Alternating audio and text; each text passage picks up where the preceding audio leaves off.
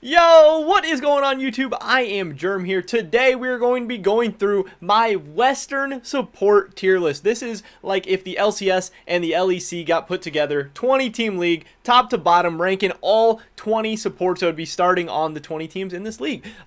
We've already made videos for the 4 other positions. Support is the last one we have to do. So I'm really excited to be kind of wrapping this series up, especially because now we're getting so close to the season starting. LCS lock-in starts in like 4 or 5 days, and then the LEC starts a couple weeks after that, and then the LCS actual season starts a week after that. So we're getting really close. Also, these videos have all done pretty well. You guys seem to be enjoying this, and I love the conversation and debate and stuff that just making tier lists in general kind of sparks. Obviously, we've been making a ton of them lately, and you guys seem to have been enjoying them. So we're going to knock out this last one. I'm going to be giving you guys my thoughts and opinions, but I want to hear yours as well down in the comment section down below. But before we get into that, I just want to mention a real quick word from today's sponsor, which is Draft Buff. This is a fantasy esports website and app. You can play now in the browser. You can download in the App Store or download on Google Play. It's fantasy leagues for your favorite esports. You can challenge the community with unique fantasy games like fantasy leagues, draft royales, and brackets. Play with over 100,000 fans across the world. They offer LCS, LEC, and LCK games. And again, all that stuff is right around the corner. So if you want to play some fantasy League of Legends esports, definitely check out Draft Buff. The link will be in the description down below. Use code IAMGERM when you get signed up, and I would appreciate it a ton. So would they. Shout out to Draft Buff. Here we go, getting right into today's tier list, which again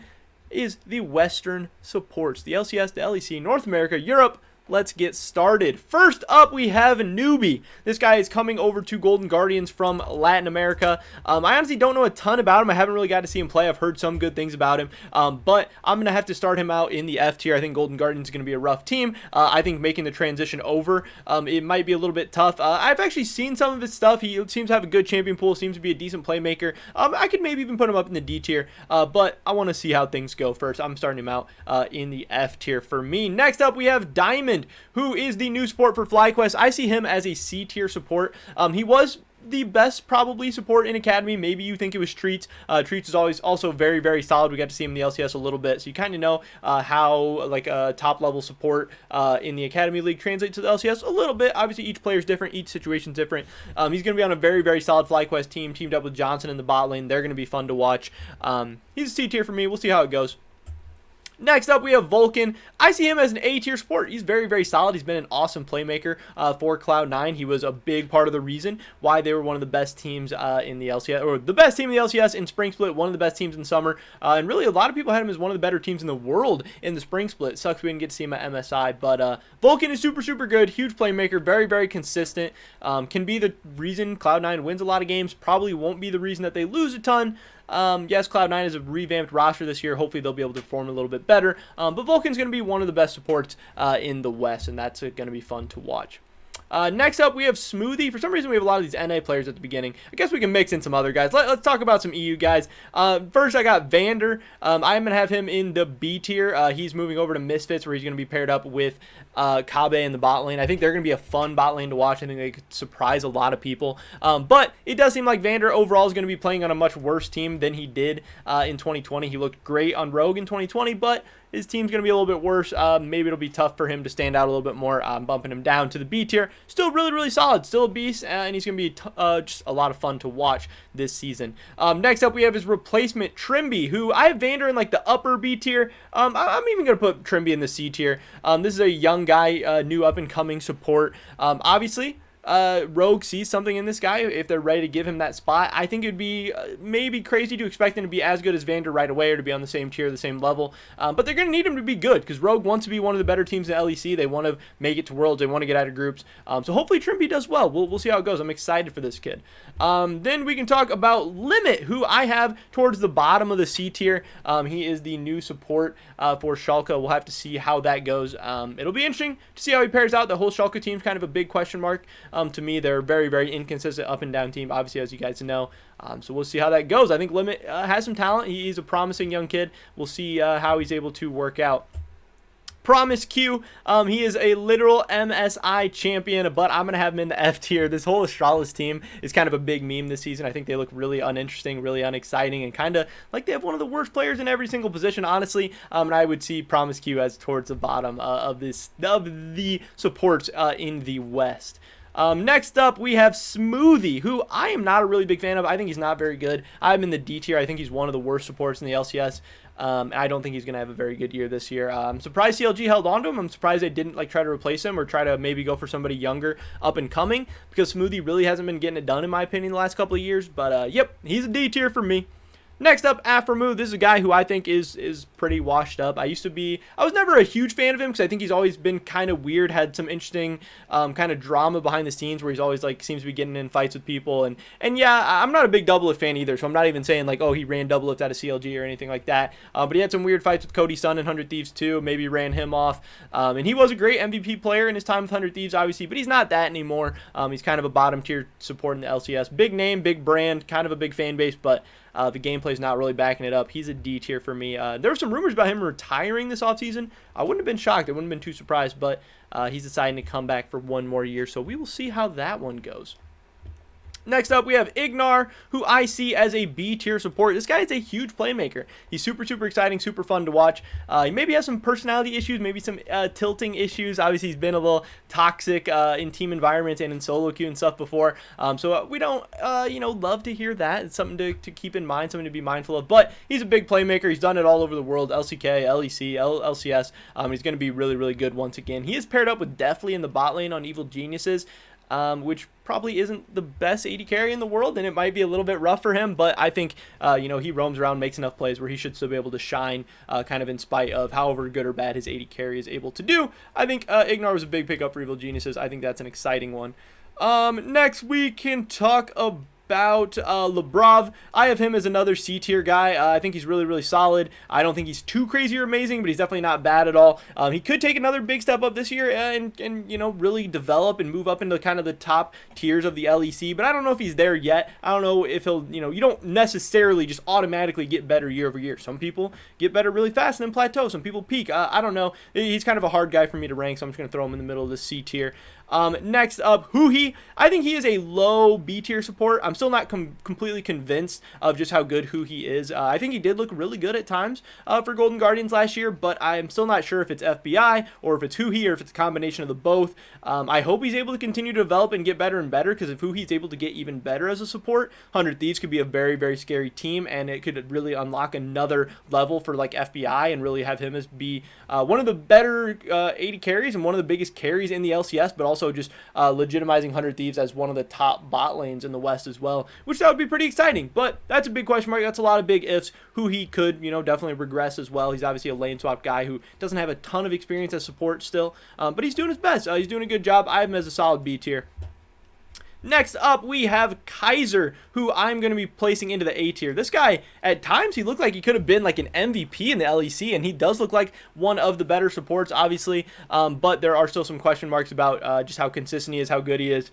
He's definitely a beast, but like getting those, international performances down that maybe like some other guys like Hylissang and Mickey X have, obviously. Mad Lions didn't even make it out of play-ins at Worlds. That's not great. They didn't do that great in the playoffs in the summer either, finishing 4th.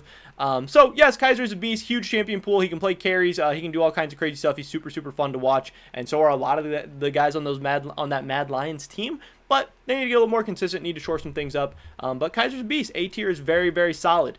Next, we'll talk about Destiny, who I see as a very solid C tier option. Him with Immortals this season, they're going to be interesting to watch. I don't have too high of expectations for them. I think Immortals is going to be one of the kind of the bottom tier team in the LCS. I think Destiny won't be bad, but I don't think he'll be like necessarily amazing either. Then we have, I believe it's Torre is how you pronounce it. He's kind of a D tier support for me. You could maybe have him in the C tier, but the C tier is looking a little bit crowded. I want to bump him down a little bit. I'm not super, super excited for him. He's a guy we've seen in the LEC for a while, obviously formerly North Scarin. He's probably better than Smoothie and Afro, probably deserves to be on a little bit higher tier than them, but he's not super exciting for me. I'm not, necessarily super excited for him going into this season. And then finally, we have Treat, who I'm going to be putting at the bottom of the C tier as well. I think he's really good. I think he has big potential. He showed it sometimes in the LCS, but he also showed some of his weaknesses in the LCS too. There's some question marks about just how good his laning phase is and stuff like that. Can he be aggressive? Can he generate leads through the lane phase? But he did have a crazy streak in the LCS where he went like deathless and he was making a ton of plays in like team fights and stuff like that. Huge game knowledge, big voice. Seems to do a lot of things well for his team, so hopefully he'll be able to carry that over to the LEC. I'm glad that he's finally getting his big shot, getting his big break, and we'll see what he does with it. And then finally, we have the 4 big guys. How are we going to rate these guys. So I think we should start by putting Mickey X in the S tier. I think this guy is the best, probably the best support in the West. He has obviously just amazing regional performances. G2 was a little bit up and down in the summer last year, but you know, that's G2. They don't care too much about the regular season because it really doesn't matter for them anymore. They have nothing left to prove. But this is a guy who obviously has done it at MSI. He's done it at Worlds. He's done it consistently for the last couple of years. He is great. He is a beast. Plays on an awesome team, but he's had to play with so many different AD carries, perks, obviously, and then caps for a little bit, and now he's going to be playing with Reckless. I think he's going to have amazing synergy with Reckless. I think they're going to pop off. I think they're going to be one of the better bot lanes in the entire world. I think they're going to be a ton of fun to watch, and I think Mickey is an easy S tier. I think Core JJ is also another easy S tier. I think he is the best support in the LCS. Obviously, he's a reigning MVP, and I think he'd be one of the best supports in the LEC as well. He's done it everywhere he's went. He's done nothing but win in the LCK and over in North America once he was as a support as well. He's a ton of fun to watch. Just an absolute huge playmaker. He's done amazing things for Team Liquid, amazing things for North American League of Legends, and he just continues to just always perform. He's so consistent. And yes, TL has not had the best international performances. They did make it to an MSI finals, but they haven't done that well at Worlds. They haven't been able to make it out of groups yet. But I don't think many people would blame that, a lot on Core JJ. He has been pretty good for this team overall. Finally, we have the last two guys. I'm going to be throwing Hylissang into the S tier. He has been a little bit inconsistent as far as regular season for Fnatic. I know Fnatic finished like 4th in the regular season in the summer, and Hylissang didn't make one of the All-Pro teams. But then he really stepped up and had a really massive Worlds for Fnatic. Him and Reckless in the bot lane at Worlds just impressed me so much. They look so good. It's so hard to keep this guy out of the S tier.